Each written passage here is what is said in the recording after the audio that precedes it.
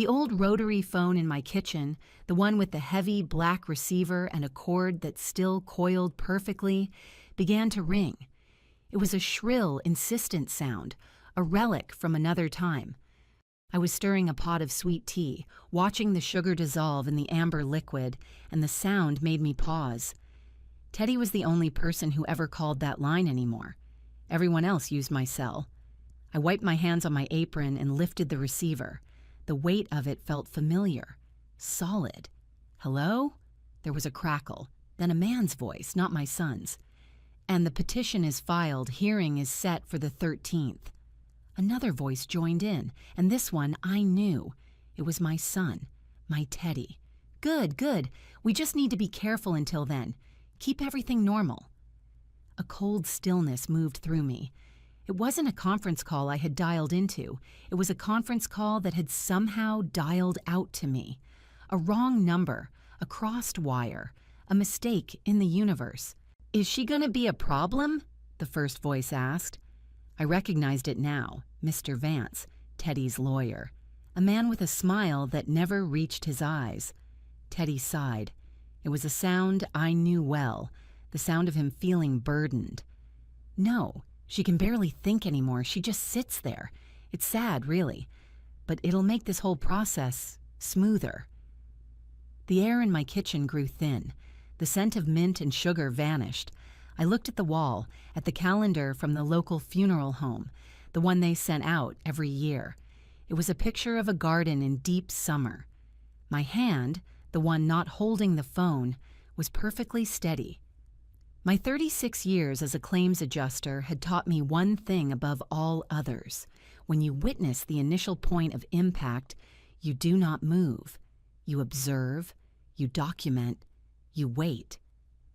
I reached into the junk drawer beside the phone, my fingers searching past old rubber bands and loose batteries until they found it, a small silver microcassette recorder.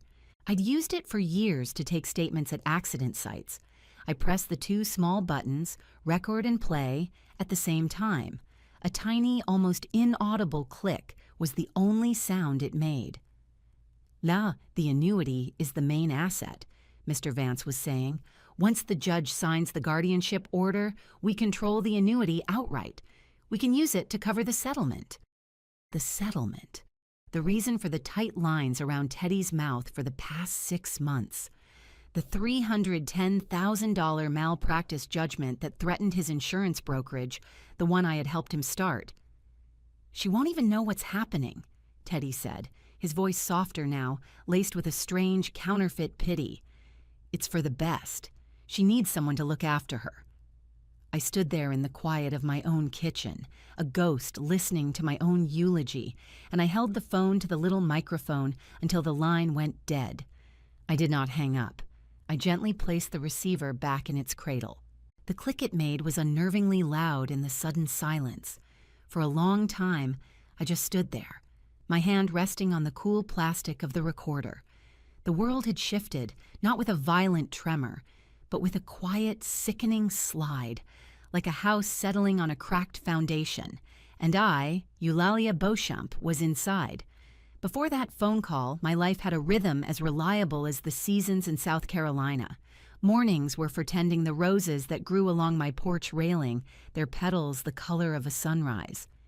Afternoons were for reading, usually a history of one kind or another, with a glass of sweet tea at my elbow. Nancy Wilson sang from the old hi-fi in the living room, her voice a smooth, warm comfort. My house in Eastover wasn't large, but it was mine. Paid for with a lifetime of careful work and even more careful saving. It smelled of lemon polish and, on Sundays, of the yeast rolls I still baked from my mother's recipe. Teddy was the center of that life, my only child. His father had left when Teddy was just a boy, a vague and restless man who evaporated from our lives like morning mist. I raised Teddy alone.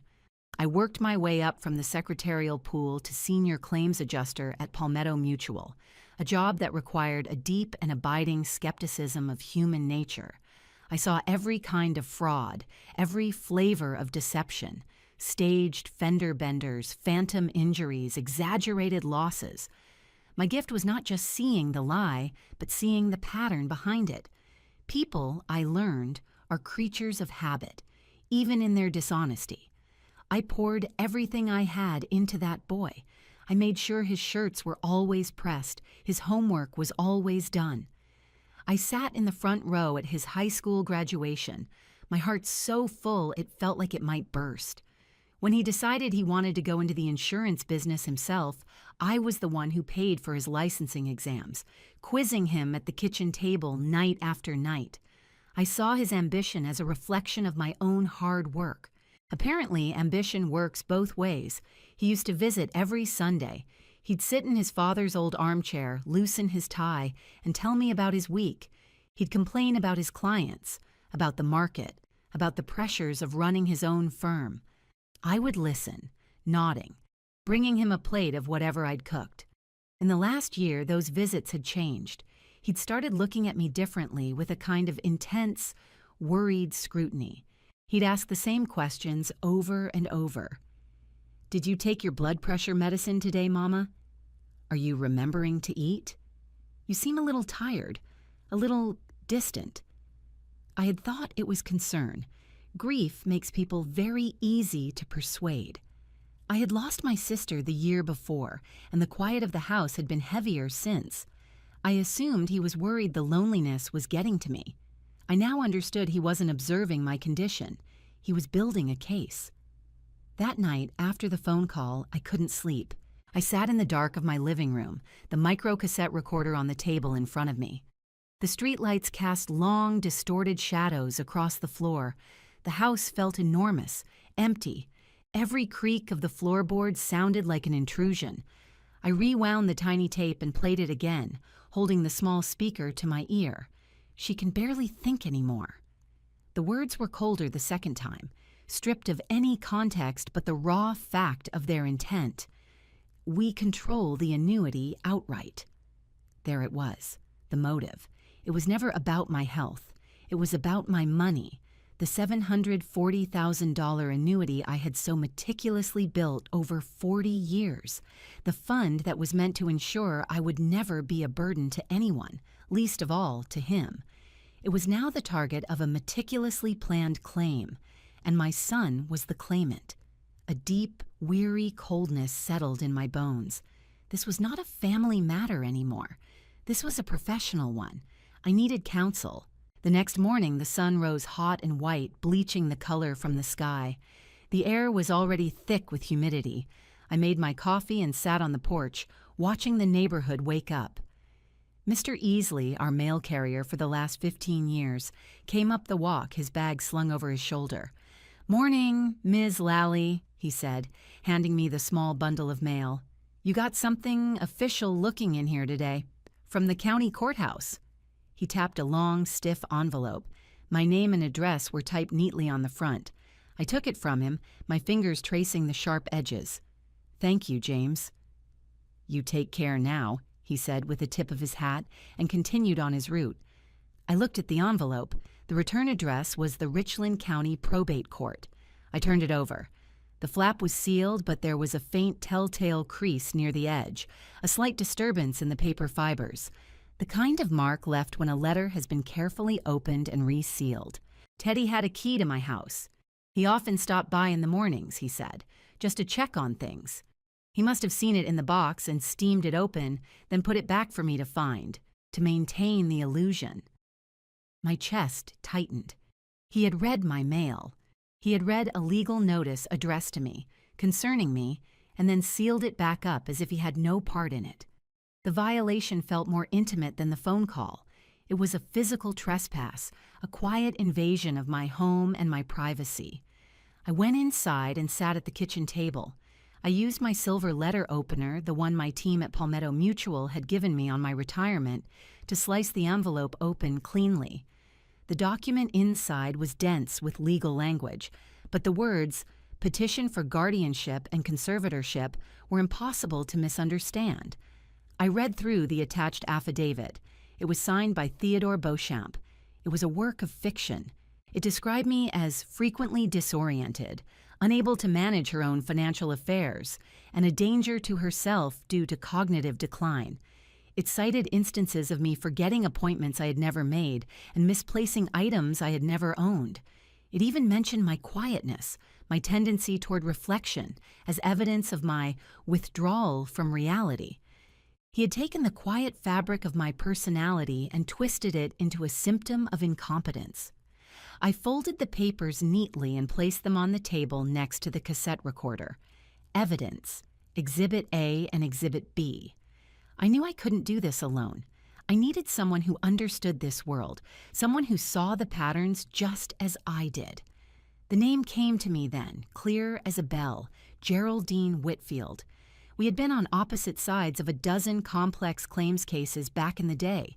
She was an attorney for the policyholders, and she was formidable, sharp, meticulous, and completely unflappable.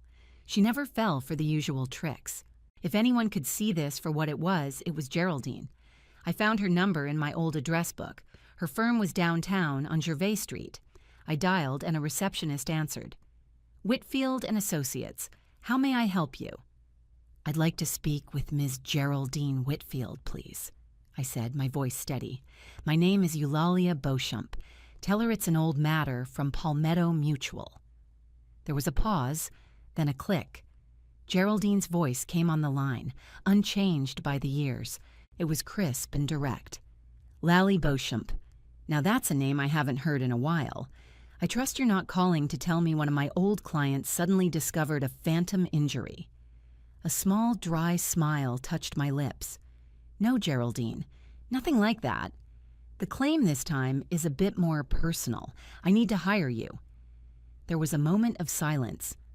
"All right," she said, her tone shifting from professional curiosity to focused attention. "Come to my office, 2 o'clock this afternoon." Geraldine's office was on the top floor of a modern glass building that overlooked the State House. It was a world away from the comfortable clutter of my home. The air smelled of expensive leather and paper. Geraldine herself looked just as I remembered, impeccably dressed in a dark gray suit, her hair cut in a severe, elegant style. She stood up from behind a large mahogany desk and shook my hand. Her grip was firm. "Lally," she said, gesturing to one of the leather chairs facing her desk. "It's been a long time. You look well." "I feel well, Geraldine," I said, sitting down and placing my handbag on my lap, "which is part of the problem." She sat opposite me, her hands folded on the desk. She didn't press. She just waited, her gaze level and intelligent. She was a practitioner of the same art I was, the art of listening to what isn't being said. I took the court papers and the small cassette recorder from my bag and placed them on her desk. "My son Theodore has filed a petition for guardianship over me," I began. "He alleges that I am suffering from cognitive decline and am no longer competent to manage my affairs." Geraldine picked up the petition and scanned the first page. Her expression remained neutral, but I saw a flicker of something in her eyes. Recognition, perhaps. This was a story she had heard before. "And this?" she asked, tapping the recorder. "A misdialed conference call," I said. "Between my son and his attorney. I recorded it. It outlines the actual reason for this petition. It has to do with a malpractice settlement and my annuity." I watched her face as I spoke. There was no shock, no sentimental pity. There was only a sharpening of her focus, like a lens being brought to bear on a fine point. This was why I had come to her. She didn't see a fragile old woman. She saw a client with a case. "May I?" she asked, gesturing to the recorder. I nodded. She pressed play, and the tinny voices of my son and his lawyer filled the quiet office. She can barely think anymore. "We control the annuity outright." When it was over, Geraldine clicked the stop button. She sat back in her chair, her eyes fixed on some point just over my shoulder. The silence stretched. "He's in debt," she said. It wasn't a question. $310,000, I confirmed. "A malpractice settlement. I only know the details because he complained about it for weeks. He never asked me for the money directly. I see now that he had a different kind of withdrawal in mind." "A guardianship petition is the path of least resistance," Geraldine mused, more to herself than to me. He avoids having to ask, avoids the possibility of you saying no. He simply takes control under the guise of protecting you. It's clean, or it's supposed to be. She leaned forward. This recording is a powerful piece of evidence, Lally. It speaks directly to motive, but a judge might see it as the angry maneuvering of a desperate man. We need more. We need to dismantle his entire claim about your incompetence. Has he had you sign anything recently? Any documents you didn't fully understand? I thought for a moment, my mind going back over the last few months, the visits, the worried questions, and then I remembered. Yes, I said slowly, every month for the past 6 months. He would bring a form with him. He called them wellness check forms. He said it was something new his insurance required, just a formality to keep on file, confirming he was checking in on me. Geraldine's eyes narrowed. Do you have them? I believe so. I keep all my papers. Bring them to me, she said, her voice firm. And Lally, make an appointment with your primary care physician, Dr. Pruitt, I supplied. I've been his patient for over 20 years. Excellent. Get a full physical and ask him to write a letter attesting to your cognitive state, a formal capacity assessment. We fight paper with better paper. She stood up, signaling the end of our meeting. And one more thing. Do not speak to your son. Not a word about this. Let him think you're exactly what he says you are, confused and unaware. His overconfidence is our greatest asset. I walked out of her office into the bright afternoon sun. The city felt different, sharper. I felt a sense of purpose I hadn't felt since my last day at Palmetto Mutual. I wasn't just a mother betrayed by her son anymore. I was an investigator and I had a claim to work. That evening, I went through the old filing cabinet in my spare bedroom. I found the folder labeled Household. Inside, neatly clipped together, were the 6 forms Teddy had asked me to sign. Monthly wellness verification. They looked official enough, with his brokerage's logo at the top. I spread them out on my dining room table under the bright overhead light. For the first time, I looked at them not as a mother signing a form for her son, but as an adjuster examining a document for inconsistencies. I looked at my signature on each of the 6 pages. Something was wrong. They were all perfect. Too perfect. My signature was consistent, but it was never identical. There was always a slight variation in the loop of the L or the tail of the P, but these 6 signatures were flawless facsimiles of each other. If you laid one on top of the other, they would align perfectly. I went to my desk and found a magnifying glass. I held it over the first signature, then the second. They were not handwritten signatures. They were reproductions. The ink had the flat, uniform quality of a high-end color copy, not the variable pressure of a pen on paper. There were no indentations. He had gotten my signature once, on that first form, and then copied it onto the subsequent 5. He'd been manufacturing a paper trail of my compliance, making it look like I was willingly participating in this monthly assessment when I had only done so once. A cold, calm anger settled over me. This was fraud, plain and simple. This was the kind of thing I had spent my entire career identifying, the small, lazy shortcut that unravels the whole lie. He had underestimated me. He had forgotten who I was. He saw his mother, a quiet woman who baked rolls and listened to old records. He had forgotten he was the son of a claims adjuster. The next day, I had my appointment with Dr. Pruitt. His office was a comfortable, familiar place. The chairs were worn, the magazines were old, and it smelled faintly of antiseptic. Dr. Pruitt was a kind man with a gentle demeanor and eyes that had seen a lifetime of worry. "Lally," he said warmly, closing the door behind him. "It's good to see you. You're looking spry. What can I do for you?" I didn't waste time with pleasantries. "Dr. Pruitt, I need to ask you a direct question. Has my son, Theodore, ever spoken to you about my mental state? Has he ever requested a cognitive evaluation or expressed formal concerns about my memory?" He looked surprised. He went to his computer and typed for a moment, his brow furrowed. "Let me see here." He scrolled through his notes. He's called a few times over the past year, just asking how you were holding up after your sister passed. General questions. I noted it, of course. But a formal request for a cognitive workup? No, absolutely not. Why do you ask?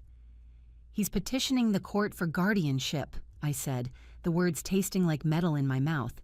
He's claiming I'm incompetent. Dr. Pruitt's kind face hardened.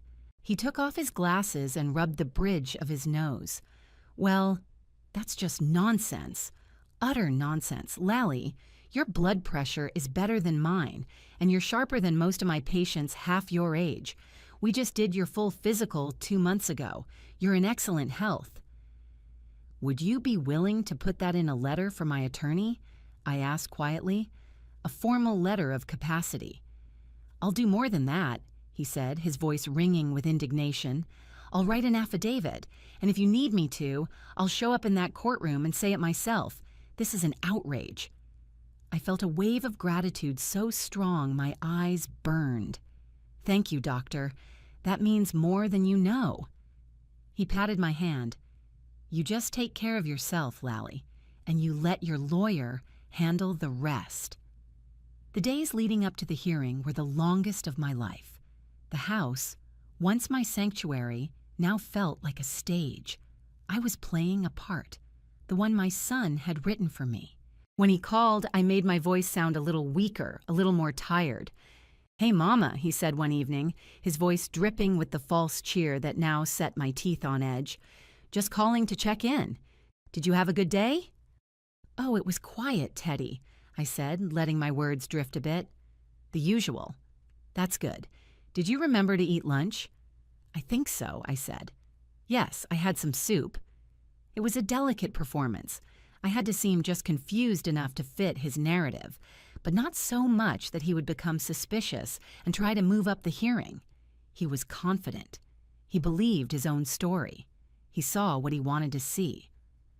Well, you rest up, Mama, he said, his voice softening with that terrible feigned tenderness. I'll stop by this weekend.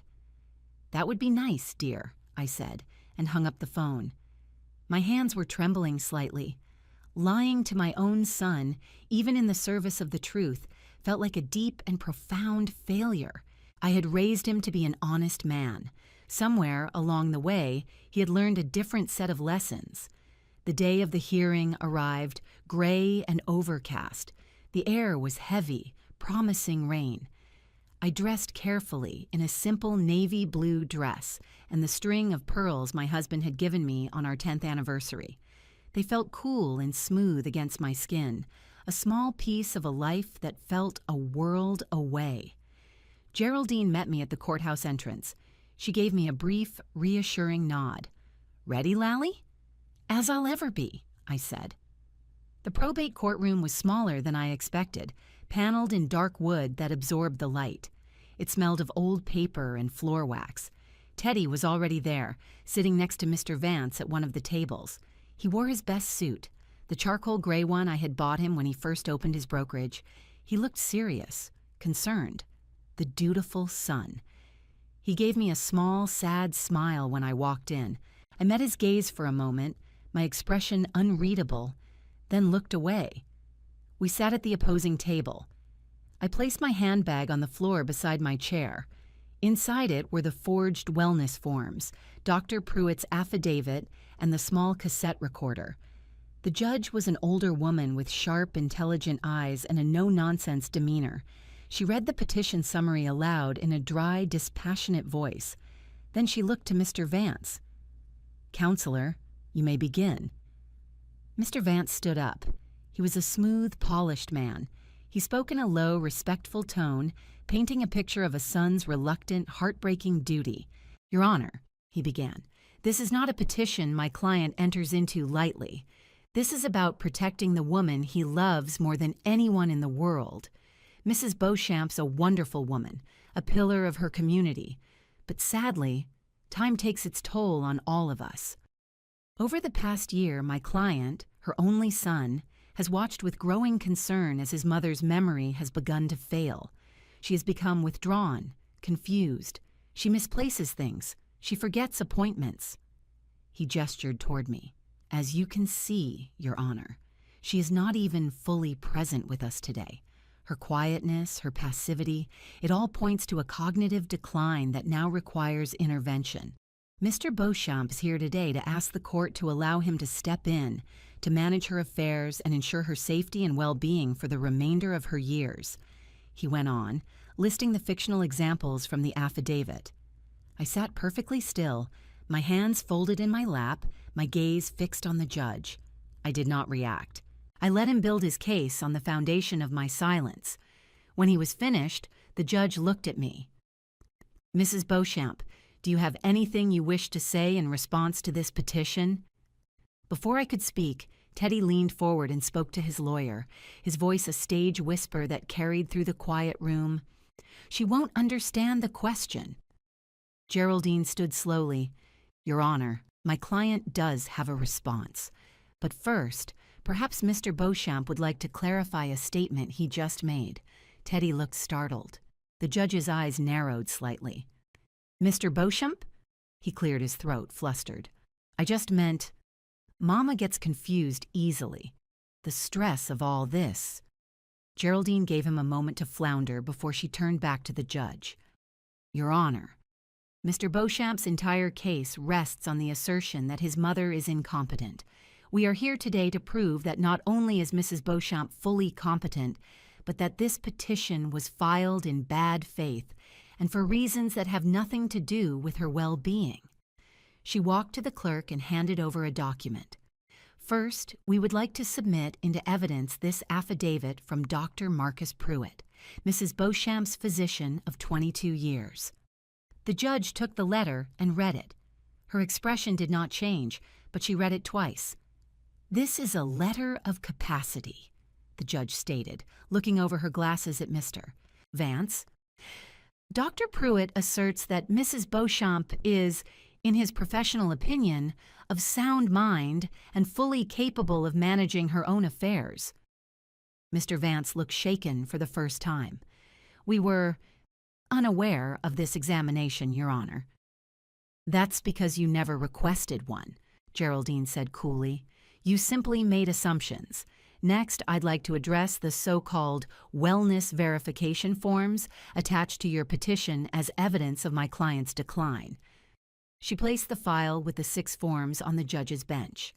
"Mrs. Beauchamp is a retired insurance claims adjuster with 36 years of experience in fraud detection. She will tell you herself that the signatures on 5 of these 6 forms are forgeries." I saw a flicker of panic in Teddy's eyes. He shot a look at his lawyer. The foundation was cracking. "That's a serious accusation," Mr. Vance stammered. "It is," Geraldine agreed, "but we have something more direct. Your Honor, we have evidence that speaks to the true motive behind this petition. It's a recording of a conversation between Mr. Beauchamp and his counsel, Mr. Vance, that took place 10 days ago." The color drained from Teddy's face. Mr. Vance opened his mouth to object, but the judge held up a hand. "A recording?" she asked, her voice sharp with interest. "How was this obtained?" "Through a misdialed conference call to my client's home telephone, Your Honor," Geraldine explained. "She simply answered her phone and recorded what she heard. We would like to play it for the court." "Objection, Mr. Vance said, finding his voice. "Illegal wiretapping, invasion of privacy." "It was a call made to her own phone line, Counselor," Geraldine countered smoothly. "There is no expectation of privacy when you broadcast your conversation to a third party, accidentally or otherwise. South Carolina is a one-party consent state, and the one party who consented was the recipient of the call, my client." The judge considered this for a moment, then nodded. "I'll allow it. Play the tape." Geraldine placed the small silver recorder on the table in front of her and pressed play. The quiet courtroom filled with the tinny sound of my son's voice. No, she can barely think anymore. She just sits there. It's sad, really, but it'll make this whole process smoother. I watched Teddy. He was staring at the recorder as if it were a snake. He wouldn't look at me. Then came Mr. Vance's voice, captured for all time. The annuity is the main asset. Once the judge signs the guardianship order, we control the annuity outright. We can use it to cover the settlement." A heavy, profound silence descended on the room when the tape ended. It was absolute. The hum of the fluorescent lights seemed deafening. The judge looked from the recorder to my son. Her expression was like stone. "Mr. Beauchamp," she said, her voice dangerously quiet, "do you have an explanation for this?" Teddy opened his mouth, but no sound came out. He looked at his lawyer, who was staring down at his legal pad as if hoping it would swallow him whole. He looked at me, and for a fleeting second, I saw the little boy I used to quiz at the kitchen table. He looked lost, afraid, and then he was gone, replaced by a man cornered by his own greed. I was worried," he stammered, the lie falling apart as he spoke it. "The settlement, the pressure. I wasn't thinking clearly. I just wanted to make sure she was protected." The judge's gaze was withering. "It sounds to me, Mr. Beauchamp, as though you were thinking very clearly indeed. You were thinking about how to gain control of your mother's assets to solve your own financial problems. This court does not take kindly to fraudulent petitions. Petition for guardianship is dismissed with prejudice." She banged her gavel, a sharp final sound that echoed in the stillness. "And Mr. Vance, I'd expect a copy of this transcript to be of great interest to the State Bar Association. The same goes for you, Mr. Beauchamp, and the State Insurance Licensing Board." It was over. Teddy sat frozen in his chair. Mr. Vance was hastily packing his briefcase, his face a mask of fury and humiliation. Geraldine put a gentle hand on my arm. "Let's go, Lally." I stood up, my legs a little unsteady. As we walked toward the door, I passed the table where Teddy sat. He finally looked at me. His eyes were wide with a kind of desperate appeal. "Mama," he whispered. I paused. I looked at my son, the man I had given my life to, and I felt nothing but a vast, empty sorrow. There was nothing left to say. I turned and walked out of the courtroom without looking back. The rain had started, a soft, steady drizzle that washed the dust from the air. Geraldine walked me to my car. "You handled that with incredible composure, Lally," she said. "It was a claim," I replied, my voice quiet. "I just presented the evidence." "What will you do now?" she asked. I thought for a moment. "I think I'll go home and put on some music." The months that followed were quiet. The licensing board did, in fact, open an investigation into Teddy's conduct.